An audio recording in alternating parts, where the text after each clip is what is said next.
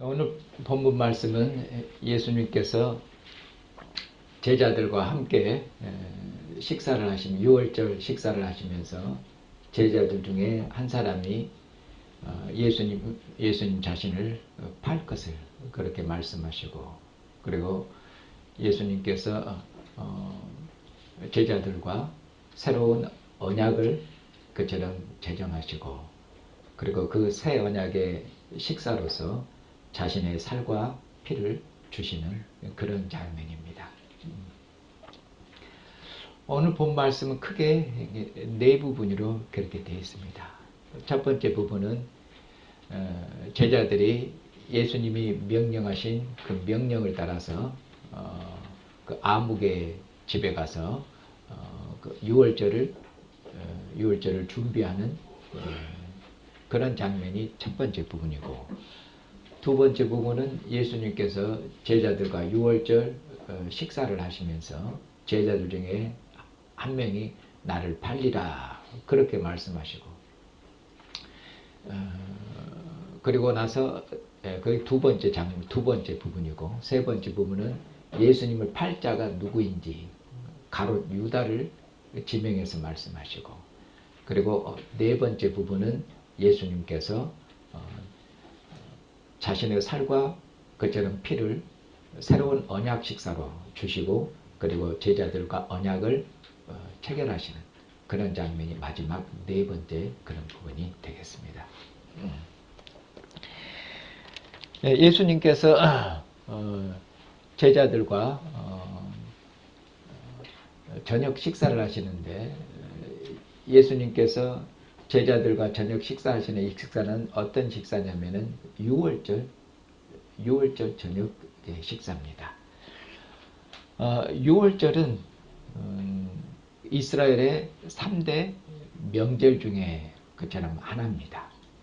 어떤 명절이냐면은 이스라엘이 애굽에서 바로의 종으로 종살이하고 있을 때 하나님께서 양의 피를 통해서 하나님께서 이스라엘을 구원하시고, 하나님의 이스라엘을 애굽의 종으로부터 해방시켜준 그런 하나님의 구원을 그런 기뻐하고, 하나님 은혜에 감사하고, 그리고 하나님의 그 구원을 기념하는 그런 절기가 그 유월절입니다.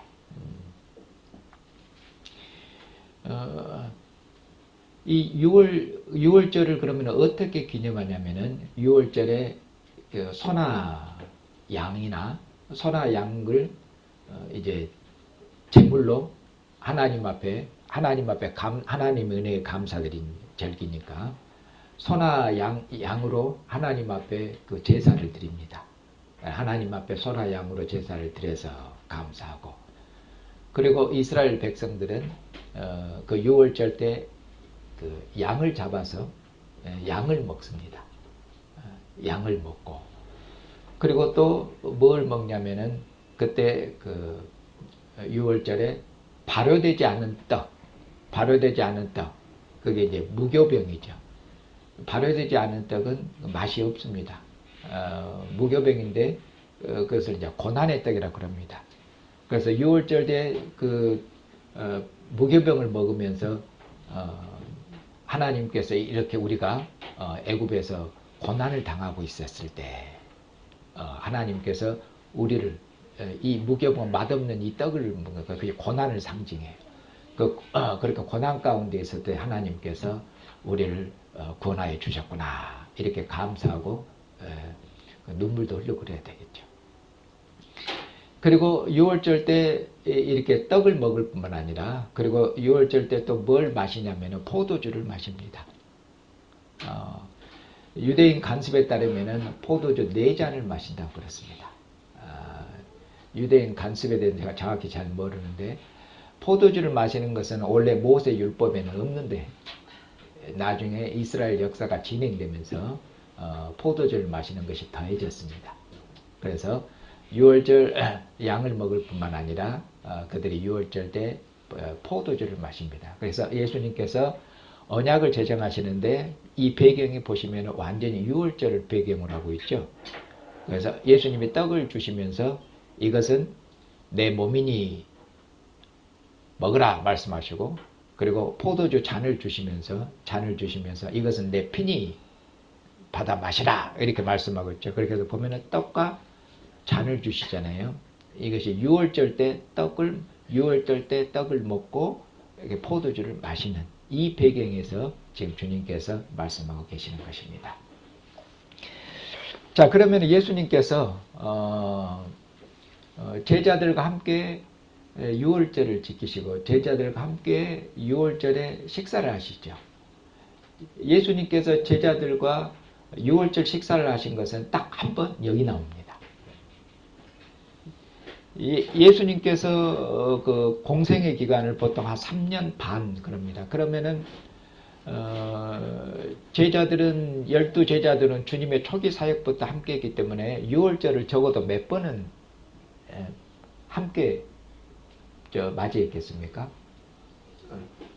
예수님 공생애가 3년 반이면 적어도 3번은 유월절을 함께 맞이했을 거 아닙니다. 맞이했지 않겠습니까?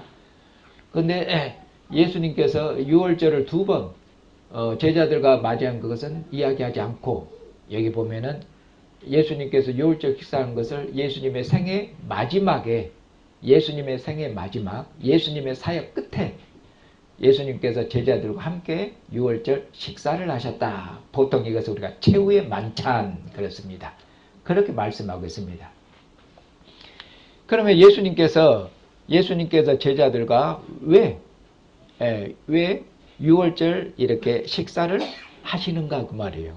다른 때는 얘기하지 않고 여기 마태복음 26장에서 예수님께서 제자들과 함께 유월절 식사를 하셨다 이렇게 말씀하고 있습니다. 왜 예수님께서 제자들과 이처럼 최후의 만찬 유월절 식사를 하시는가? 그 앞에서 말씀하시기를 예수님께서 뭐라고 말씀하십니까? 제자들에게 유월절을 준비하라고 명령하시면서 뭐라고 말씀하십니까? 아무개의 집에 가서 내가 그 명령한 것을 이야기해라. 내 때가 가까이 왔으니 너의 집에서 내가 유월절 음식을 먹겠다고 해라. 그렇게 주님께서 제자들에게 보내서 유월절을 준비하도록 하시잖아요. 거기 보시면은 그러면은 주님께서 제자들과 유월절 식사를 하시는 것은 무엇 때문입니까? 여기 보면은 내 때가 가까웠기 때문에 이렇게 말씀하겠지 않습니까? 그래서 예수님께서 제자들과 함께 유월절 식사를 하신 것은 다른 게 아니라 예수님의 때가 이제 가까이 왔고 예수님의 때가 어떤 의미로 무르익었기 때문에 이런 얘기잖아요. 그래서 예수님의 때와 제자들과 함께하는 식사를 연결시키고 그렇게 했습니다. 그러면 예수님의 때는 어떤 때입니까? 예수님의 때는 죽으실 때입니다. 다른 게 표현하자면 예수님의 때는 예수님께서 팔리실 때입니다. 예수님께서 무엇으로 팔리시는 겁니까? 여기 유월절을 배경으로 하니까 유월절 양으로. 예수님은 죽으시는데 무엇으로 죽으시는 겁니까? 유월절 양으로. 유월절 때 양이 죽임을 당하잖아요. 그런 것처럼 예수님은 유월절에 양으로 그렇게 죽임을 당하실 겁니다. 어떻게 유월절 양으로 죽임을 당하십니까? 예수님 제자들 중에 한 명, 가롯 유다의 배신을 통해서 예수님은 팔리시게 될 것이고 예수님은 잡히시게 될 것이고 그렇게 해서 예수님은 유월절 양으로 그렇게 십자가에 그처럼 돌아가시게 될 것입니다. 그것을 지금 말씀하겠습니다. 그러면서 이제 그 뒤에서는 예수님께서 제자들과 언약을 체결하시면서 예수님께서 그러면은 왜 유월절 양으로 팔리시고 그리고 죽으시는지 예수님의 죽으심의 의미에 대해서 예수님이 왜 잡히시는 것인지 예수님이 왜 그처럼 죽으셔야만 되는 것인지 예수님의 죽으심의 의미에 대해서 예수님께서 언약을 제정하시면서 뒤에서 제자들에게 말씀하시죠. 예수님께서 이처럼 유월절 양으로 그처럼 죽으시는데 죽으시는데 예수님께서 제자들 유다의 배신을 통해서 그처럼 예수님께서는 양으로 6월절 양으로 그처럼 팔리고 죽임을 당하십니다. 그런데 예수님께서는 유다의 배반을 그러면은 유다의 배신을 모르셨는가? 아니시죠? 예, 제자들과 식사하시면서 예수님 말씀하시기를 너희들 중에 한 명이 나를 팔 것이다. 제자들의 배신에 대해서 분명히 제자들 한 명의 배신에 대해서 예수님이 말씀하지 않습니까? 예수님 말씀을 듣고는 제자들이 다 몹시 염려해가지고는 예수님 저는 아니죠. 예수님 제자들이 한 사람씩 나와가지고 저는 아니죠. 저는 아니죠. 저는 아니죠. 다 묻죠. 그 다음에 마지막에 이제 누가 나왔습니까? 가룟 유다가 나와서 예수님 저는 아니죠. 여기에서 뭡니까? 이미 유다는 이스라엘의 지도자 장로 대제사장을 만나서 은 30을 받고 예수님을 넘겨주기로 이미 다 약속이 돼 있죠. 이미. 근데 예수님 앞에 나와서 나는 아니죠 한 것 보면은 유다가 어쩝니까? 얼마큼? 이미 배신하기로 마음을 먹었는데 예수님 앞에 나와서 태연히 나는 아니지요. 딱 묻고 있습니다. 이것은 유다의 뭘 말하고 있겠습니까? 유다의 어떤 의미로? 유다 아주 뻔뻔하죠. 유다의 뻔뻔함. 한편으로는 뻔뻔함을 대담함이라고 그래야 될까요? 뻔뻔하면서 대담함. 그리고 악에 완전히 사로잡힌 모습이죠. 이렇게 뻔뻔하고 이렇게 악에 대해서 악을 저지르면서도 그 담대함, 이것이 그 악에 사로잡힌 그런 모습이라고 할 수 있겠죠. 그래서 예수님께서 다 알고 계십니다. 네가 말하였도다. 너다? 그렇게 예수님 말씀하시죠. 그러면은 예수님께서는 유다의 배신을 알고 있으시면서 그 유다의 배신을 알면 예수님이 유다의 배신을 알고 미리 예방할 수 있겠습니까? 없겠습니까? 예수님이 미리 잡히시지 않고 그리고 빠져나가실 수도 있고 벗어날 수도 있으시죠. 그런데 예수님께서는 유다의 배신을 알면서도 유다의 배신을 받아들이고 어디로 가십니까? 죽음의 길로 걸어가시잖아요. 그렇게 가시죠. 예. 그러니까 예수님께서 예수님이 선택한 유다가 어떤 사람인지를 몰라서 예수님이 유다의 본질을 몰라서 예수님의 지혜가 짧아서 예수님이 사람 보는 눈이 없어서 예수님이 어떤 그 통찰력이 없어서 그렇게 해서 예수님이 억울하게 그냥 제자들의 배신을 예상을 못하고 예측을 못해갖고 그냥 예수님이 당해가지고 제자의 배신으로 당해가지고 십자가에 억울하게 돌아가신다고 성경은 그렇게 말씀하지 않습니다. 예수님은 하나님의 아들이시고 하나님의 영이 충만하신 분이어서 그래서 유다가 어떤 사람인지를 알고 있습니다. 유다의 배신을 알고 있지 않습니까? 그러면서도 예수님은 그처럼 죽음의 길로 걸어가시는데 왜 그렇습니까? 예수님이 유다에게 말씀하시잖아요. 유다를 두고 말씀하신 거. 인자는 뭐라고 말씀하죠? 인자는 기록된 대로 가거니와. 인자는 기록된 대로 간다. 무엇에 기록됐다는 것입니까? 인자는 성경에 기록된 대로 죽음의 길로 나아가지만은 이런 얘기잖아요. 그러니까 예수님께서 죽음의 길로 나가는 것은 무엇을 위해서입니까? 성경을 이루시기 위해서. 성경을 이루시기 위해서. 다른 말로 하면 하나님의 뜻을 이루시기 위해서. 예수님께서 십자가에 죽으시는 것이 아버지의 뜻이에요. 그 아버지의 뜻을 받아들이시고 그 아버지의 뜻을 따라서 죽음의 길로 그처럼 나아가는 것이에요. 그러나 인자를 파는, 예수님을 파는 자에게는 화가 있을 것이다. 예수님을 배반한 유다에게는 화가 있을 것이고 큰 심판이 있을 것이에요. 왜냐하면 왕을, 메시아를 그처럼 배반했거든요. 그에게 큰 심판과 화가 있을 것이에요. 어느 정도 큰 화가 심판이 있을 거냐면 예수님이 말씀하시기를 차라리 태어나지 않았더라면 좋았을 것인데 차라리 안 태어난 것이 좋았을 것이다. 무슨 말인지 아시겠죠? 그러니까 인자를 배반하는 자에게는 큰 심판이 있게 될 것이에요. 주님 말씀하시기를 차라리 안 태어났으면 좋아할 것 한 만큼 그렇게 큰 심판을 그처럼 말씀하십니다.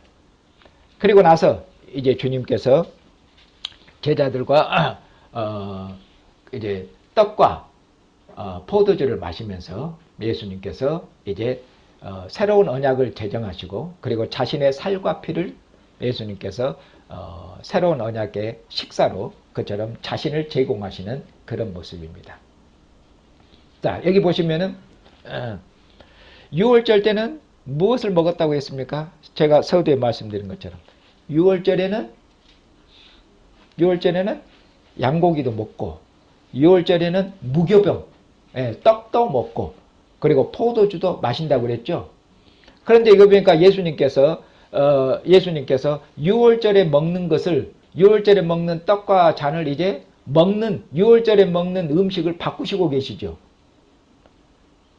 그냥 이 떡을 먹어라.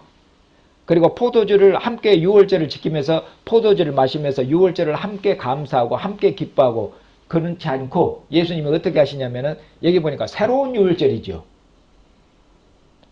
6월절 때 떡과 포도주를 먹었는데 이제는 6월절 때 이제 뭘 먹습니까? 제자들에게 뭘 먹으라 말씀하십니까? 이제 6월절에 내 몸을 먹어라.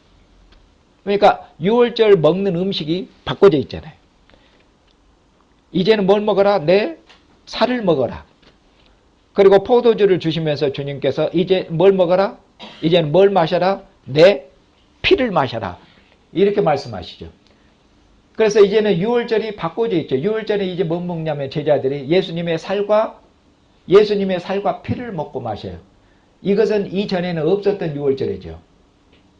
그런 의미로 이제 6월절이 끝나고 예수님 안에서 6월절이 끝났는데 그냥 끝나는 게 아니라 완성됨으로 어떻게?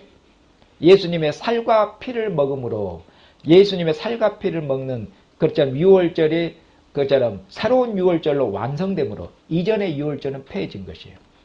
그렇기 때문에 이제 그 6월절 때 또 6월절 때 무교병을 먹고 6월절 때 또 포도주를 먹고 6월절 때 또 꼭 양고기 먹어야 되고 그런 건 아니에요. 이스라엘은 율법을 따라서 6월절 때 그처럼 무교병을 안 먹거나 양고기를 안 먹으면은 그들은 6월절을 어긴 것이 되겠죠. 그러나 이제는 예수님께서 6월절을 완성하시고 6월절을 폐하셨기 때문에 그들은 이제 모세 율법의 규례를 따라서 어떤 왜 6월절을 모세 율법에서 6월절을 그렇게 안 지켜도 됩니다. 율법 아래에 있지 않기 때문에 그렇게 말씀하고 있는 것이죠. 그래서 이제는 예수님께서 예수님의 살과 피를 먹고 마시는 것. 이것은 예수님께서 떡을 주시면서 이것은 내 살이다. 잔을 주시면서 이것은 내 피다 하는 것은 떡이 예수님 피로 예수님의 살로 실제로 변한다거나 또 포도주가 예수님의 피로 실제로 변한다거나 그런 얘기가 아닙니다. 그러면은 예수님의 그 포도주가 예수님의 살로 진짜 예수님의 피로 변하고 떡이 예수님의 살로 진짜 변하면 우리가 무엇을 먹고 있는 것입니까? 우리가 진짜 예수님의 살을 먹고 피를 마시면 우리가 무슨 종이에요? 우리가 식인종이 되는 것이죠. 큰일 나요. 뭘 우리가 예수님 살을 어떻게 먹어요? 이것은 6월절 배경과 그리고 출애굽기 24장 출애굽기 24장은 하나님께서 이스라엘과 시내산에서 언약을 체결하시는 그 장면입니다. 언약 체결하는 장면을 배경으로 하고 있습니다. 그래서 예수님께서 살을 주시고 피를 주신 것은 그것은 예수님의 것은 그 떡과 포도주가 실제로 예수님의 살과 피로 변한다는 게 아니라 이것은 언약 식사를 말씀하고 있는 것입니다. 언약적인 사실, 언약적인 실제를 두고 하는 얘기예요. 이스라엘 백성들은 이전에 뭐냐면은 이전에는 하나님과 언약을 시내산에서 언약을 체결하고 이스라엘 백성은 뭘 먹었냐면은 하나님 앞에 드려진 짐승, 하나님 앞에 드려진 짐승, 제물, 그 제물을 먹었습니다. 그리고 피는 어쩝니까? 피는 이스라엘은 먹지는 못하고 피는 하나님께만 드렸죠. 그리고 피를 하나님과 이스라엘 양쪽에 뿌려서 피로 언약을 그처럼 체결했습니다. 이런 배경을 따라서 이제 6월절 때 양이 드려지지 않습니까? 양이 드려지고 그들이 양을 먹지요. 구약 때. 그런 것처럼 이제 예수님이 6월절 양이십니다. 6월절 양으로 그처럼 6월절 양으로 오셨어요. 6월절 언어입니다. 6월절 배경으로. 예수님이 6월절 양으로 오셔서 예수님께서 6월절 양으로 오셔서 자신을 주고 계신 겁니다. 나를 먹어라. 나를 마셔라. 그리고 언약을 출애굽기 24장 언약을 배경으로 해서 예수님께서 나의 피로 나의 죽음으로 언약이 체결될 것이에요. 그렇게 말씀하고 있잖아요. 예수님이 제물입니다.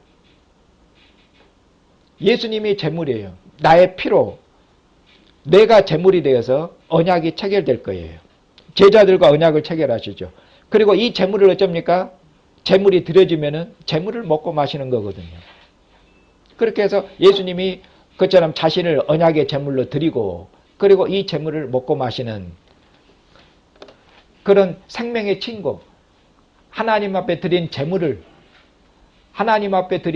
하나님의 앞에서 먹고 마시는 것이 생명의 교제인 것처럼 예수님께서 제자들을 위해서 자신을 제물로 드려줄 것이고 제물로 드려진 예수님을 제자들이 먹고 마신 것들, 친밀한 교제, 하나님과의 교제, 언약 식사의 교제, 이것을 말씀하고 있는 것입니다. 이것이 왜 언약이냐면은 예수님께서 말씀합니다. 이것은 많은 사람의 이 잔을 마시다 그러면서 이것은 피인데 무슨 피냐? 언약의 피라고 말씀하고 있지 않습니까? 언약의 피예요. 그러면은 언약의 피인데 제가 새 언약의 피라고 말씀하고 있지 않습니까? 그러면은 이스라엘은 언약이 있습니까? 없습니까? 이스라엘은 하나님과 맺은 언약이 있죠. 그것을 우리가 구약이라고 하지 않습니까? 이스라엘은 하나님과 맺은 언약이 있어요. 그런데 예수님께서 언약을 지금 새롭게 제정하고 계시지 않습니까? 이전에 하나님께서 이스라엘과 언약을 제정하실 때도 뭘로 제정하셨습니까? 뭘로? 짐승의 피로 언약을 체결하셨죠. 그런데 보니까 여기서 새 언약을 체결하시는데 짐승의 피가 아니라 무엇으로 체결하십니까? 예수님의 피로 언약을 체결하십니다. 그래서 언약이 체결하는데 언약을 체결하는 피는 같은데 피가 틀리죠. 피로 체결하지만 짐승의 피와 하나님의 아들의 피로 체결되어 있습니다. 달라져 있습니다. 그래서 예수님이 맺으신 언약은 이전에 맺은 언약을 그처럼 완성하고 대체하고 폐하는 그런 언약입니다. 그러면은 예수님께서 제자들과 언약을 체결했는데 이 제자들은 교회를 대표하는 12사도들이죠. 예수님께서 그처럼 교회를 대표하는 사도들, 교회와 언약을 체결하십니다. 그러면 왜 예수님께서 제자들과 이 새로운 언약을 체결하는 것이 필요하냐 그 말이에요. 이스라엘에는 언약이 있습니다. 근데 예수님께서 왜 언약을 새롭게 체결하시냐 그 말이에요. 왜? 그리고 언약을 체결하시는 목적이 뭐라고 말씀합니까? 너희 죄사함을 많은 사람의 죄사함을 위해서 흘리는 나의 피니라 이렇게 말합니다. 그러니까 예수님께서 피로 언약을 체결하시는데 피로 언약을 체결하는 이 언약이 필요한 이유가 뭐냐고 말씀하셔요. 왜 필요하다? 많은 사람의 죄를 사하기 위해서 나의 피가 필요하다 그 말이죠. 많은 사람의 죄가 용서되기 위해서 나의 피가 필요하다고 말씀하는 것입니다. 이것이 새 언약이에요. 이전에 하나님께서 이스라엘과 언약을 체결하실 때 그 언약 체결에는 이스라엘의 죄의 용서라든가 그런 요소가 없습니다. 하나님께서 시내산에 이스라엘과 언약을 체결할 때는 이스라엘의 죄를 사하고 그런 내용이 없어요. 그런데 예수님께서 지금 제자들과 새 언약을 체결하시면서는 이것은 많은 사람의 죄를 사하기 위해서 흘리는 언약의 피니라 그렇게 말씀하고 있잖아요. 그러니까 예수님의 피 흘리심, 새로운 언약이 필요한 이유는 뭐냐면은 많은 사람의 죄 때문에 그렇다고 말. 그럼 여기서 많은 사람의 죄는 누구의 죄입니까? 구체적으로 무슨 죄냐고요?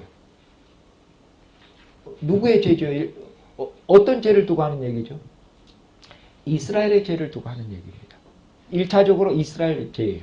그리고 확대시키면은 예수님께 속한 자기 백성의 그런 죄로 더 확대되겠죠. 예수님께서 그처럼 마리아의 그 동정녀의 몸에 잉태될 때도 예수님의 이름을 뭐라고 짓습니까? 예수님의 이름을 예수라고 요셉의 꿈에 그 하나님께서 환상하셔서 마리아가 아들을 낳으면 이름을 뭐라고 지으라고 말씀합니까? 예수라고 이름을 지어라. 왜 이름을 예수라고 지으라고 합니까? 이는 자기 백성을 저희의 죄에서 구원할 자임이니라. 이렇게 말씀하겠죠. 예수님은 자기 백성을 죄로부터 구원하는 자예요. 그럼 어떻게 구원하시냐? 여기 말씀하겠잖아요. 이제 예수님이 탄생하셨고 예수님이 사역을 시작하셨는데 이제 예수님의 사역이 끝에 목표에 이제 예수님의 사역이 끝나가고 있지 않습니까? 예수님의 사역이 목표에 들어요. 예수님의 사역은 어디서 끝납니까? 예수님의 죽으심에서 예수님의 사역이 끝나고 완성되지 않습니까? 예수님의 죽으심을 앞두고 있어요. 예수님의 죽으심을 앞두고 있고 여기에서 예수님께서 말씀하시기를 예수님께서 많은 사람의 죄사함을 위해서 태어나셨고 많은 사람의 죄사함을 위해서 예수님께서 일해 오셨고 많은 사람의 죄사함을 위해서 예수님은 죽으심으로 그의 사역을 마치고 완수하실 것이에요. 이렇게 말씀해요. 그럼 여기 자기 백성의 죄는 뭐냐? 이스라엘의 죄라고 말씀드렸죠. 1차적으로. 어떤 죄냐? 이스라엘은 하나님 앞에 뭘 파기했습니까? 언약을 파기했어요. 언약을 파기하면 거기에는 뭐가 따릅니까? 하나님의 벌과 하나님의 심판이 따릅니다. 그래서 이스라엘은 지금 뭐 가운데 있습니까? 이스라엘은 하나님의 심판 가운데 있고 하나님의 벌 중에 있습니다. 지금 이스라엘은 로마의 식민지로 있잖아요. 이것이 지금 이스라엘이 하나님의 징계 아래, 하나님의 벌 아래, 하나님의 심판 아래 있다는 것입니다. 이제 하나님의 아들이 이처럼 자기 백성의 일원으로 사람의 몸을 입고 사람이 되셔서 이스라엘의 일원으로 되셨고 그리고 하나님께서 이 아들을 이스라엘의 왕으로 임명하셨습니다. 그래서 예수님께서는 이스라엘의 일원이 되시고 이스라엘의 왕이 되시고 왕은 이스라엘을 대표하는 거 아닙니까? 이스라엘 왕이 되시고 그리고 해서 예수님 어쩝니까? 이제 왕으로서 자기 백성의 모든 죄를 그분은 이스라엘의 왕으로서 자기 백성의 모든 죄를 짊어지시는 것입니다. 자기 백성의 모든 죄를 짊어지고 모든 죄를 담당하시는 것이죠. 그렇게 해서 예수님께서는 자기 백성의 모든 죄를 짊어지시고 그리고 자기 백성을 위해서 십자가에서 죽으심을 통해서 뭐를 처리하십니까? 제거하십니까? 죽으심을 통해서 죄를 끝내시고 죽으심을 통해서 죄를 심판하시고 하나님께서는 아들의 죽으심에서 죄를 심판하심을 통해서 죄를 끝내시고 죄를 멀리 옮기시는 것입니다. 그렇게 해서 아들의 죽으심에서 하나님께서 자기 백성의 죄를 끝내시고 용서하시는 것입니다. 그래서 예수님께서 이것은 많은 사람의 죄사함을 위해서 흘리는 나의 피, 나의 죽음이니라. 예수님의 죽으심에서 백성의 죄가 용서되고 끝나는 것입니다. 그와 동시에 아울러서 6월절에 양의 피가 문에 발라지는 것처럼 양이 죽임을 당하고 양의 피가 하나님 앞에 드려진 거죠. 대속죄일 때 거기 보면은 짐승의 피가 하나님의 지성소에로 대제사장이 짐승의 피를 가지고 하나님의 지성소에 나가서 하나님의 지성소에 나가서 하나님의 보좌에 하나님의 그 짐승의 피를 뿌립니다. 그리고 이 피로 모든 성소를 정결케 해서 그렇게 해서 이스라엘 백성이 하나님의 성소에 나와서 하나님과 교제할 수 있는 이 생명의 교제와 친교가 계속될 수 있도록 그렇게 하십니다. 유월절 양이 죽임을 당함을 통해서 유월절 양이 하나님 앞에 드려짐을 통해서 하나님을 드려짐을 통해서 하나님께 나아가는 새로운 생명의 길, 구원의 길이 열리는 것입니다. 그래서 예수님께서는 유월절 양으로 그리고 언약의 제물로 자기 자신을 하나님 앞에 이처럼 자기 자신을 하나님 앞에 드림을 통해서 그래서 하늘 성소를 거룩하게 하시고 자기 피로 하늘 지성소를 뿌려서 정결케 하시고 자기 피로 자기 백성을 정결케 해서 그렇게 해서 자기 백성을 어디로 데리고 들어가십니까? 지성소에로 들어갑니다. 자기 백성을 자기 피로 정결케 해서 자기 백성을 하나님의 지성소에로 들어가서 하나님의 얼굴을 뵙는 하나님의 보호자 앞에 담대히 나가는 생명의 길, 은혜의 길, 구원의 길, 그 구원의 길을 여시는 분입니다. 그래서 예수님의 죽으심은 죄에 대한 용서일 뿐만 아니라 또한 동시에 하늘 지성소로 나아가는 새로운 생명의 길을 여는 그런 생명의 피입니다.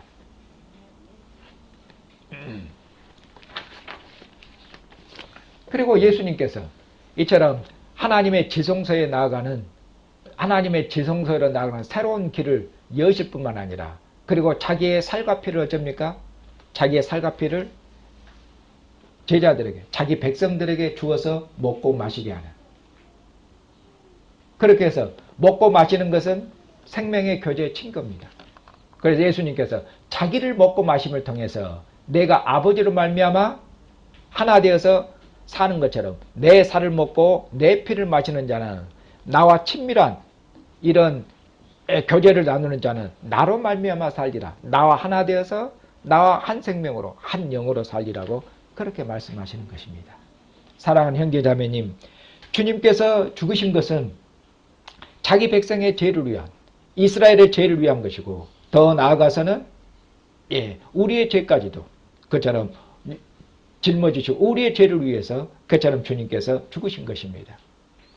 주님께서 우리의 죄를 위해서 죽으셨기 때문에 우리의 죄를 위해서 죽으시고 그리고 주님의 살과 피를 먹고 마시는 그런 주님과 친밀한 교제 가운데로 그렇게 해서 주님과 한 생명으로 연합시킨 것은 다른 것이 아니라 다시는 뭐하지 않도록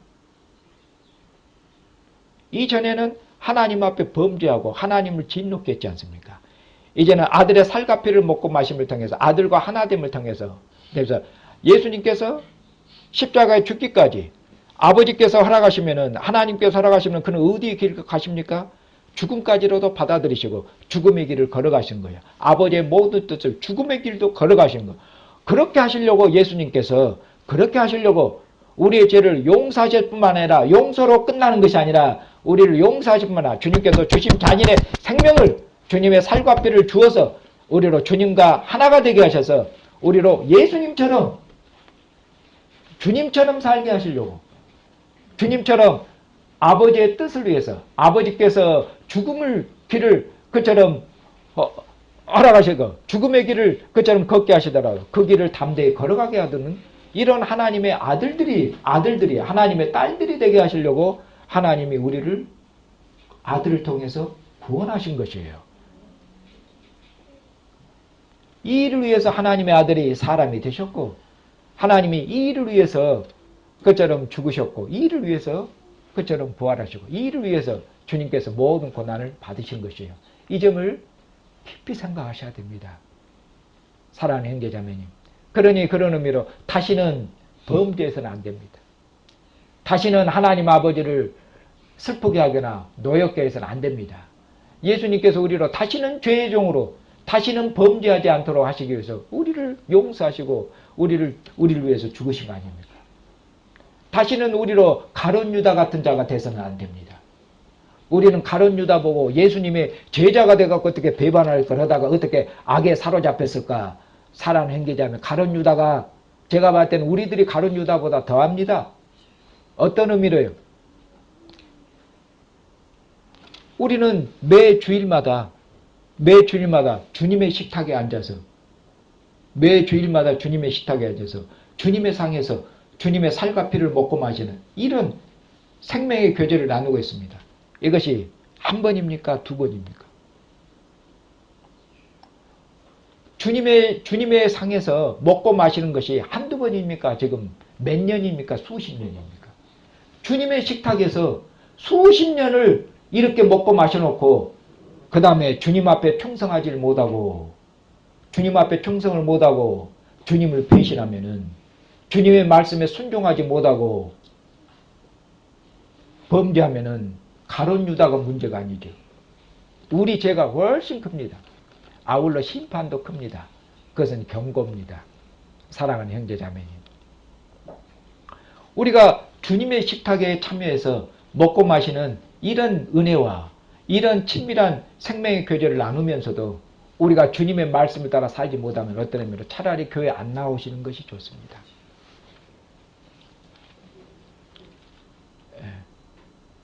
그냥 주님을 안 믿으신 것이 좋아요. 교회에 발 끊으시는 게 좋습니다. 제가 심한 말인데 차라리 교회 안 나오시는 게 좋습니다. 이 주님의 식탁에서 먹고 마시는 게 장난이 아니에요. 이게 왕의 식탁에서 먹고 마시는데 이런 친밀한 은혜와 이런 은혜를 받고도 주님 말씀대로 안 살고 자기 마음대로 자기 고집을 펴고 자기 길을 걸어가요.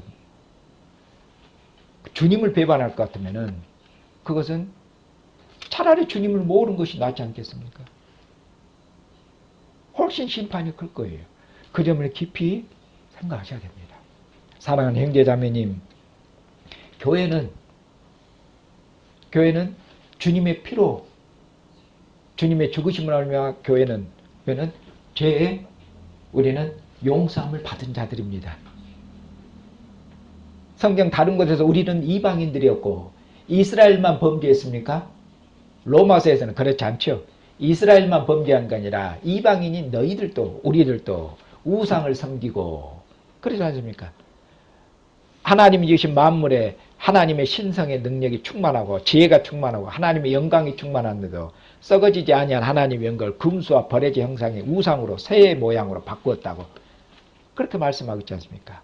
공중의 권수자분을 따라서 육체의 정욕을 따라서 그처럼 죄의 종으로 하나님의 진노의 자녀들로 하나님의 원수들로 그렇게 살았지 않습니까?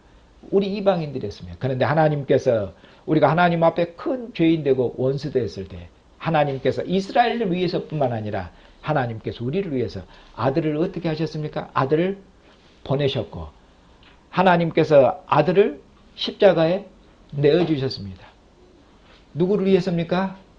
우리 죄를 용서하시려고 우리를 사랑하셔서 우리를 불쌍히 여기셔서 하나님 아버지께서 아들을 십자가에 아낌없이 하나님께서 우리를 위해서 내어주셨습니다. 우리를 위해서. 우리는 이 하나님의 사랑을 입은 자들이고 우리는 아들의 죽으심 안에서 우리 죄의 용서함을 받은 자들입니다. 그리고 우리는 이 아들 안에서 이제는 아들 안에서 아들의 피 흘림을 힘입어서 이제는 어쩝니까? 아들의 이름을 힘입어서 우리는 이제 담대히 하나님의 지성소 안으로 나아가서 하나님의 얼굴을 뵙고 하나님을 누구로 부릅니까? 아무도 부르지 못했던 예수님만 하나님을 아버지로 불렀던 그 아버지를 예수님의 아버지를 우리가 하나님 아버지 우리가 아버지로 부르고 그리고 왕의 식탁에 참여해서 왕의 식탁에서 왕의 살과 피를 먹고 마심을 통해서 왕과 하나를 이루고 그렇게 해서 왕처럼 예수님처럼 우리를 이 땅에서 살아갈 수 있도록 그렇게 새롭게 지어지고 그렇게 만들어진 자들이 곧 교회 우리입니다. 우리를 위한 주님의 사랑과 우리를 위한 주님의 희생과 우리를 위한 주님의 죽으심 죄인들을 사랑하셔서 아들을 십자가에 아낌없이 내어주신 아버지의 사랑을 깊이 생각하시고 아버지께서 이 모든 우리에게 이 은혜와 사랑을 베푸신 것은 다시는 우리로 죄의 종으로 살지 않도록 죄의 종으로 살지 않고 우리로 아버지를 기쁘시게 하는 아버지의 자녀들, 예수님처럼 기꺼이 아버지께서 그처럼 원하시는 길이면 어떤 길도 걸어갈 수 있도록, 죽음의 길도 능히 걸어갈 수 있는 그런 자녀들이 되게 한 것이, 그것이 아버지의 뜻이니 아버지의 뜻을 깊이 생각하시고, 주님 다시 오시는 그날까지, 주님 오시면은 주님의 나라가 왕성될 것이고 그 나라를 아버지께 드릴 것입니다. 그러면 아버지의 나라에서, 그렇게 아버지의 나라에서 지금 우리가 믿음으로 주님의 얼굴을 뵙지만은 주님 오시면은 주님을 눈으로 보게 될 것입니다. 그리고 어쩝니까? 주님과 함께 주거니 받거니 주님과 함께 아버지의 나라에서 먹고 마시는, 새 것으로 친밀한 교제를 먹고 마시는 그런 나누게 될 것입니다. 그날이 오도록까지